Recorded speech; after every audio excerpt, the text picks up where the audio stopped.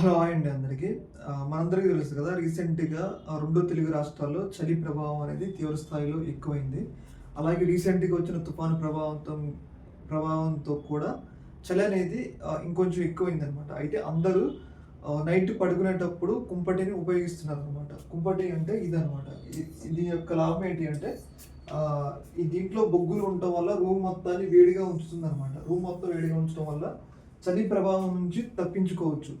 కాకపోతే రీసెంట్‌గా ఈ కుంపటి అనేది తీవ్ర స్థాయిలో ప్రమాదకరంగా మారుతుంది. ఎందుకు అంటే, ఈ కుంపటిని రూమ్‌లో పెట్టి ఉంచడం వల్ల, పడుకోవటం వల్ల ఏంటి అంటే, రూమ్‌లో carbon dioxide, carbon monoxide, nitrogen ఇవన్నీ ఉంటాయి గదా!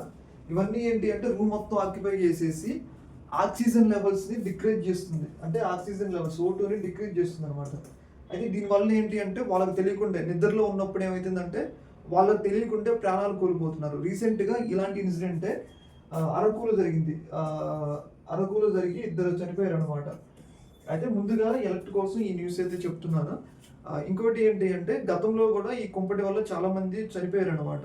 ప్రధానంగా ఏంటంటే చలి ఉన్న ప్రాంతాలలో రూమ్ వెచ్చగా ఉంచడం కోసం చాలా ఉపయోగపడుతది. కాపోతే దీని నుంచి వచ్చే విషవాయువుల వల్ల ఆటోమేటిక్‌గా శ్వాస తీసుకోవడం అంటే నిద్రలో ఉన్నప్పుడు ఏమైతదంటే ఆక్సిజన్ అందట్లేదని బాడీకి తెలీదు. ఆటోమేటిక్‌గా చనిపోతారనమాట. దానివల్ల అంటే ఇక్కడ చాలామంది అలర్ట్‌గా ఉంటారని జెప్పేసి ఈ న్యూస్ అయితే చెప్తా ఉన్నాను. ఇది మరి ఇట్లుంటది జాగ్రత్త. మీలో ఎవరైనా కుంపటేసుకునే వాడుంటే ఇలాంటి జాగ్రత్తలైతే పాటించండి. ఓకే మరి. Thank you.